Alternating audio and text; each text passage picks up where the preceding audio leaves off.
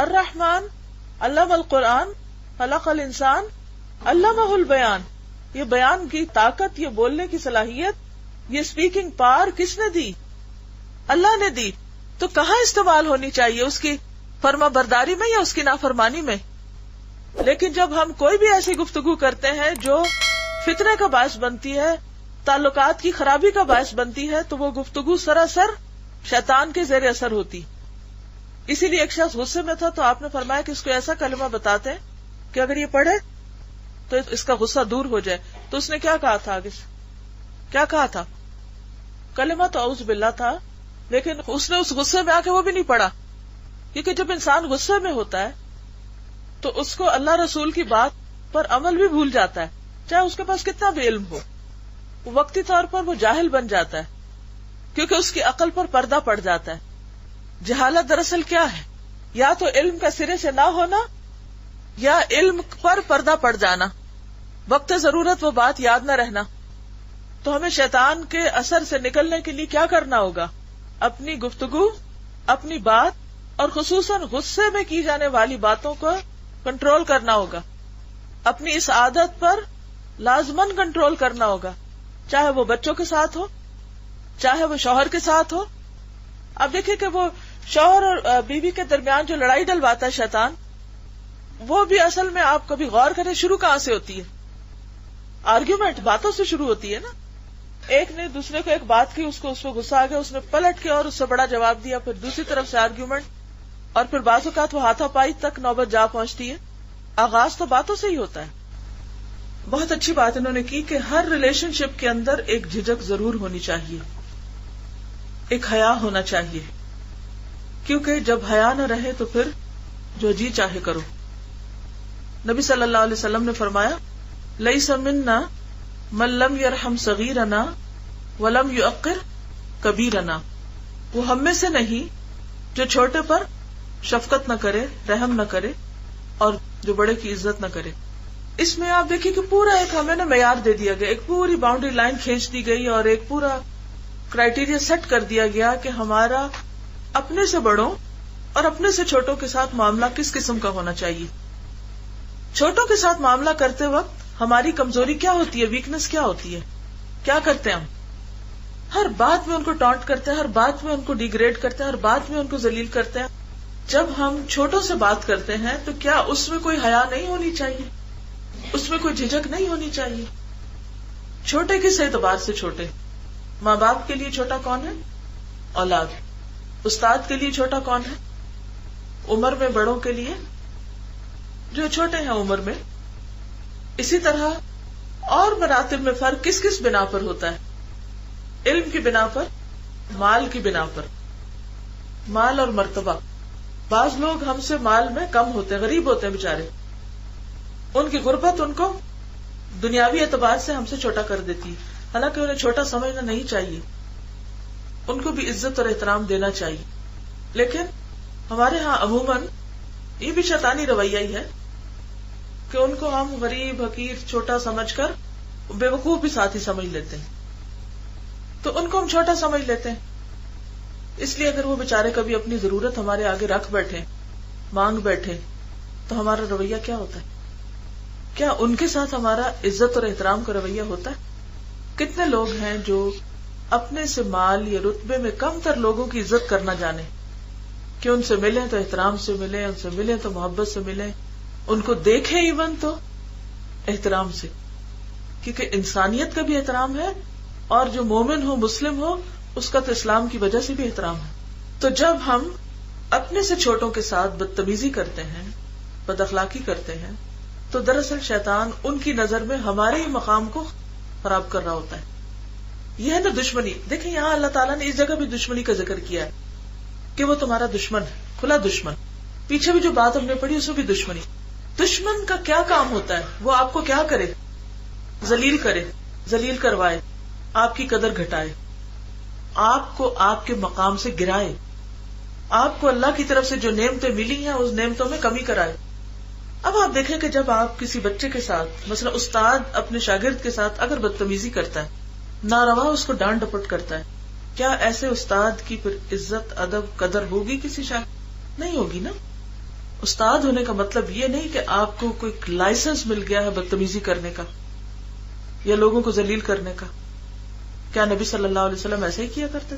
بہترین نمونہ تو وہ ہے ہمارے لیے جنہیں ہمیں فالو کرنا ہے. ہماری عقل یا ہمارا نفس تھوڑی ہے کہ ہم نے کوئی تعویل ڈھونڈ لی دوسروں کو ذلیل کرنے کی، جو تو کوئی قابل قبول نہیں. احسن عمل کون سا ہے جس میں کس کی اتباع ہو؟ نبی صلی اللہ علیہ وسلم کی اتباع. آپ غریبوں اور مسکینوں کے ساتھ کیا معاملہ کرتے تھے؟ ان کی بات کس طرح سنتے تھے؟ غور سے سنتے تھے اور کہتے تھے کہ اگر کوئی ایسا شخص مجھے مدینہ کے کسی بازار میں لے جانے سے میں اس کے ساتھ چل پڑوں گا. انہیں اس میں کوئی آر نہیں ہوتی تھی، کسی کے ساتھ چلنے میں، کسی کے ساتھ بیٹھنے میں، کسی کے ساتھ کھانے میں. ہم نے تو پتہ نہیں کیسے کیسے درجہ بندیاں کر رکھی ہیں. اللہ کی مخلوق کو بانٹ رکھا ہے اپنی خواہشات کی بنا پر، بڑا چھوٹا کر رکھا ہے. خواہ کوئی عمر میں کم ہو، خواہ مرتبے میں کم ہو، خواہ مال میں کم ہو، خواہ علم میں کم ہو، خواہ کسی بھی طرح اللہ نے کسی کو ہمارے زیر دست کر دیا ہو. دست کہتے ہیں ہاتھ کو عربی میں، زیر کہتے ہیں نیچے، ہمارے ہاتھ کے نیچے، یعنی ہم سے کسی بھی طرح اسے دنیاوی اعتبار میں اللہ نے جو درجے اور مقام رکھے اس میں کم کر دیا ہو.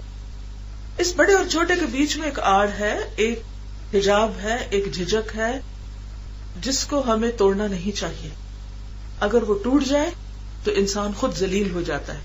تو ہم وہ نہیں ہیں جو ہم اپنے آپ کو خود سمجھے ہوئے ہیں کہ میں بہت ذہین ہوں، بڑی عقل مند ہوں، بڑی شے ہوں. ہم وہ ہیں جو لوگ ہمیں سمجھتے ہیں. ہمارا اصل مقام وہ ہے جو لوگوں کی نظر میں ہے. کسی سے پوچھے کہ لوگوں کے درمیان آپ کا امپریشن کیا ہے، اور پھر اس سے بھی بڑا کہ اللہ کی نگاہ میں ہم کیا ہیں، کیا مقام ہے ہمارا. ایک بات تو یہ ہوئی. پھر آپ دیکھیے کہ چھوٹوں کے لیے بھی کیا لازم ہے کہ بڑوں کے ساتھ کیا کریں. حدیث کی روح سے احترام.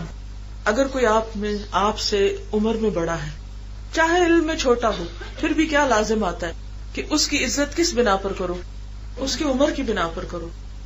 کوئی ماں ہے، خالہ ہے، نانی، دادی، پھپھی، ساس، کوئی بھی رشتہ، کوئی بھی، یہ تو مثال کے طور پہ چل، چاہے وہ عقل میں، علم میں آپ سے کم ہے، لیکن اس وقت آپ ان کا احترام کیوں کریں گے؟ کیونکہ وہ آپ سے عمر میں بڑے ہیں. یہاں احترام کی ایک وجہ موجود ہے.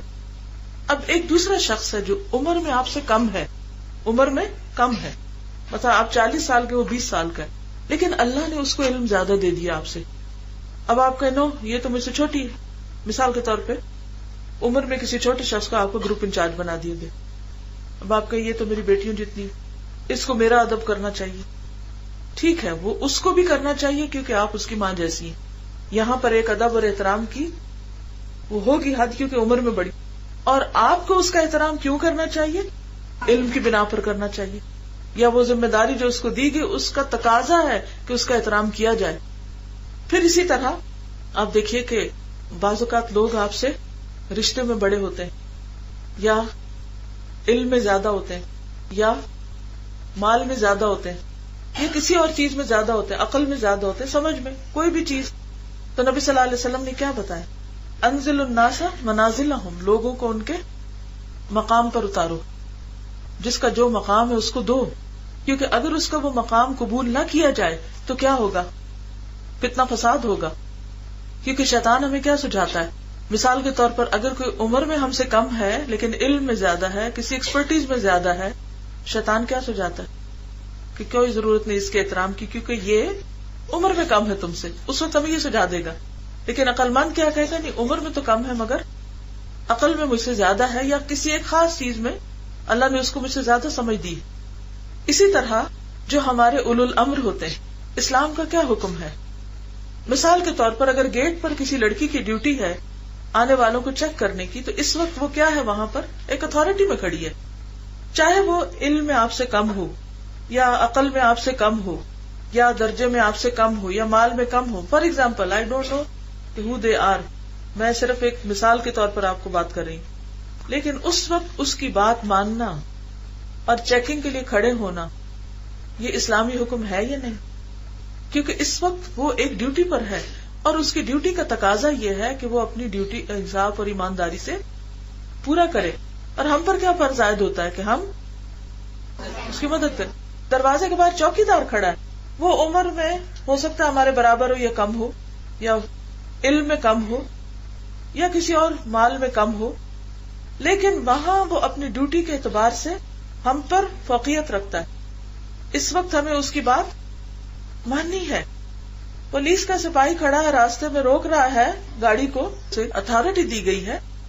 اب ہم کہیں کہ نو ہم اتنے بڑے افسر ہیں اور یہ کون ہے 2 ٹکے کا سپاہی, جیسے لوگ عام طور پہ باتیں کرتے ہیں اور اشارہ توڑ کے چلے جاتے ہیں, اور اگر انہیں کوئی پکڑے تو سفارش لڑا کے چھٹ جاتے ہیں.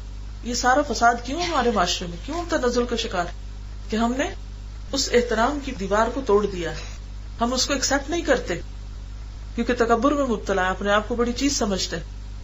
اسی طرح کسی بھی مقام پر کسی کو کوئی بھی ذمہ داری دی گئی ہو, ایسا کوئی ریسپشن پہ کھڑا ہے, کوئی اس سے آگے آفس میں بیٹھا ہوا ہے, کوئی کلاس میں بیٹھا ہوا ہے, یہاں پر کلاس کنڈکٹ کرا رہا ہے, ایون تو بھلے آپ کو نہ پڑھا رہا ہو, کیسٹ سے ہی چلا رہا ہو, اس کی بات ماننا لازم ہے یا نہیں؟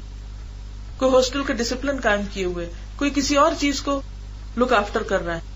اگر آپ وہاں پر اس کی بات نہیں مانیں گے تو یہ اللہ کی نافرمانی کے برابر ہوگا, کیونکہ اللہ ہی نے حکم دیا ہے کیا اطیعوا اللہ و اطیعوا الرسول و اولی الامر منکم, کہ جو بھی تم میں ذمہ دار ہو ان کی بات مانو.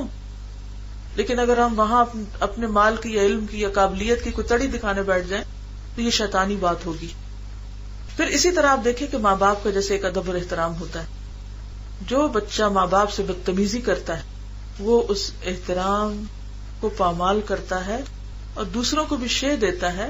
وہ صرف ایک وہ نہیں کہ وہ ماں باپ کی نافرمانی کر رہا ہے یا بدتمیزی کر رہا ہے, وہ باقی پیچھے سارے بچوں کے سامنے ایک برا نمونہ قائم کر رہا ہے کہ دیکھو میں ایک اتنا بہادر ہوں, میں کر سکتا ہوں, تم بھی کرو. اور اگر اسے دیکھ کے کوئی اور بھی کرتا ہے تو وہ ذمہ دار قرار پائے گا. اس نے سب کے لیے, جیسے اسی طرح کسی بھی مسلمان کی عزت, نبی صلی اللہ علیہ وسلم نے حج کے موقع پر کہا تھا نا کہ جان مال اور عزت ایک دوسرے پر حرام ہے. اب آپ دیکھیں کہ کیا اس میں درجے بھی تھے کوئی اوپر نیچے کے؟ نہیں, سب مسلمان. اب اس کو آپ اس میں تشبیہ دے سکتے ہیں جیسے ایک تسبیح ہوتی ہے نا یا ایک لڑی ہوتی ہے, سب مسلمان ایک لڑی میں پروئے ہوئے. اگر آپ کسی ایک دانے کو اس میں سے نکال پھینکیں گے اور اس کو بے عزت کریں گے تو وہ کیا ہوگا؟ جب لڑی ٹوٹے گی سارے دانے نیچے گریں گے. سب کو آپ نے ذلیل کر دیا, سب کو گرا دیا ان کا مقام سے. ایک کو گرانا گویا سب کو گرانا ہے. یہ کوئی معمولی بات نہیں ہے.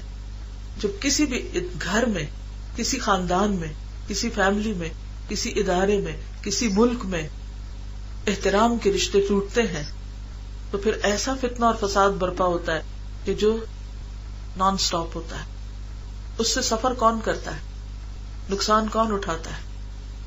آج آپ دیکھیں, میں نہیں کہتی کہ ہمارے حکمران جو ہیں ان میں وہ بہت پرفیکٹ ہیں, لیکن عمومی ٹرینڈ کیا ہے؟ ہر مجلس میں بیٹھ کر لوگوں کی گفتگو کیا ہوتی؟ سب سے زیادہ برائیاں کس کی کر رہے ہوتے؟ حکمرانوں کی کر رہے ہوتے. پھر کچھ لوگ اٹھ کے تو روز نعرے دل سے جلوس نکالنے کھڑے ہو جاتے, کوئی اور کچھ اور کرنے لگتا ہے, اور پھر کوئی کسی کا پتلا جلا رہا ہوتا ہے, کوئی اس کو مردہ باد کہہ رہا ہوتا ہے, کوئی گالیاں دے رہا ہوتا ہے, کوئی کچھ کر رہا ہوتا ہے. کیا یہ اسلامی روایت ہے؟ کیا نبی صلی اللہ علیہ وسلم کی کسی تعلیم سے ایسی کوئی بات پتہ چلتی؟ لیکن ہم اسے اسلام کے نام پہ کرتے ہیں. کس قدر افسوس کی بات ہے کہ ساری بدتمیزی اور بد اخلاقی بعض اوقات اسلام کے نام پر ہو رہی ہوتی ہے. جس قوم کے اندر باہم ایک دوسرے کا احترام نہ ہو, ایک دوسرے کا ادب نہ ہو, ایک جگہ رہنے والے, ایک گھر میں یا ایک کلاس میں یا ایک ادارے میں یا ایک کہیں, حتیٰ کہ آپ وقتی طور پر کسی ٹرین یا جہاز میں بھی سفر کر رہے ہیں تو بھی لازم ہے آپ پر کہ آپ اپنے دائیں اور بائیں والوں کا کیا کریں, ان کے بھی حقوق ہیں, ان کا بھی احترام کریں. نہ محبت آپ کو اس بات کی اجازت دیتی کہ آپ دوسروں کے ساتھ بدتمیزی کریں, اور نہ نفرت اس بات کی اجازت دیتی ہے کہ آپ بد اخلاقی پہ اتر آئیں. کوئی جواز نہیں.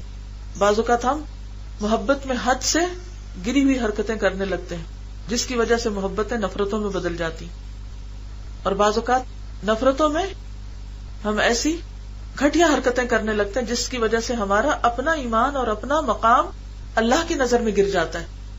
تو کسی بھی رشتے کے درمیان ایک جھجک, ایک آڑ ضرور رہنی چاہیے تاکہ انسان انسانوں کے حقوق میں کمی نہ کرے اور معاشرے کے اندر جو امن و امان ہے وہ تباہ نہ ہو. تو من لم یرحم صغیرنا ولم یوقر کبیرنا فلیس منا. آج ہمارے انہی رویوں نے دین کو بدنام کر دیا. جب کوئی یہ کہے کہ ہم کسی دیندار لڑکی سے شادی نہیں کریں گے کیونکہ بڑی بد زبان ہوتی ہیں، بڑی بولڈ ہوتی ہیں، بڑی بلنٹ ہوتی ہیں، اپنے آپ کو بڑی چیز سمجھتی ہیں، آپ نے کس کو بدنام کیا؟ کیونکہ دین تو یہ سب کچھ نہیں سکھاتا کہ آپ دوسروں کی عزت نوچیں. آپ چاہے 100 تقریریں کریں، لیکن آپ نے اپنے عمل سے بتا دیا کہ آپ دین کی صحیح تصویر پیش نہیں کر رہے. تو ہم سب کو شیطان کے ان حربوں سے خوب واقف ہونا چاہیے. قل لعبادی یقولوا التی ہی احسن ان الشیطان ینزغ بینہم. یہ کسی نے لکھا ہے، بعض اوقات ہم لیکچر سن کر یہ تہیہ کرتے ہیں کہ آئندہ یہ برائی نہیں کریں گے، لیکن پھر بھی گھر جا کر کوئی نہ کوئی غلطی کر جاتے ہیں. ایسا کیوں ہوتا ہے؟ اس لیے ہوتا ہے کہ ہم انسان ہیں، لیکن جب ایسا کریں تو اپنے آپ کو سزا دیں. انہوں نے کہیں پڑھا تھا کسی اسلامک میگزین میں کہ 2 رکعت نماز نفل پڑھیں کیونکہ اس میں سجدے ہوتے ہیں اور شیطان کو بہت پھر برا لگتا ہے، تو آئندہ پھر وہ یعنی کہ کوشش کرتا ہے کہ انسان ایسی غلطی نہ کرے کہ پھر نفل پڑھے گا اور اس کو اور برا لگے گا. یعنی گویا نفل پڑھنا کیا ہے؟ اس کو سزا دینا، شیطان سے دشمنی. اپنی کسی پسندیدہ چیز کو صدقہ کر دینا، یعنی اپنے آپ کو کسی بھی لذت یا آرام سے محروم کرنا، خود کا خود حساب کرنا. جیسے ہم اپنی تعریفوں کا ذکر کرتے ہیں نا، تو ایسے اپنی برائیوں کا بھی ذکر کرنا مجلس میں بیٹھ کے. جی صدقہ کر سکتے ہیں، مال سے محبت ہوتی تھی، یہ بھی ایک ذریعہ ہو سکتا ہے. جی ہاں، روزہ رکھنا، کھانے سے بڑی محبت ہے تو روزہ رکھنا. یعنی ہر ایک کو پتا ہے کہ وہ اس کو کیا چیز اپنے لیے بڑی تکلیف دہ اور مشکل لگتی ہے، تو اس مشکل کام کو کرنا. لیکن یہ کہ ہم سے کرائے گا کون؟ کیونکہ ہم اپنے لیے بہت سی تعویلیں کر لیتے ہیں، پھر بچ جاتے ہیں اس سے. اینی ویز، کل کا ہوم ورک کیا تھا؟ میدان حشر کے بارے میں کچھ پڑھا تھا. کون سی بات بہت سخت لگی؟ کون سی بات بہت سخت لگی تھی؟ کبھی آپ سوچیں کہ اگر آپ کو یہ فیل ہو جائے کہ آپ کے پیچھے لگی ہوئی ہے تو خوف اور دہشت کا کیا عالم ہوگا. ہم آگے چلتے ہیں تاکہ کچھ آج کا سبق پورا ہو سکے.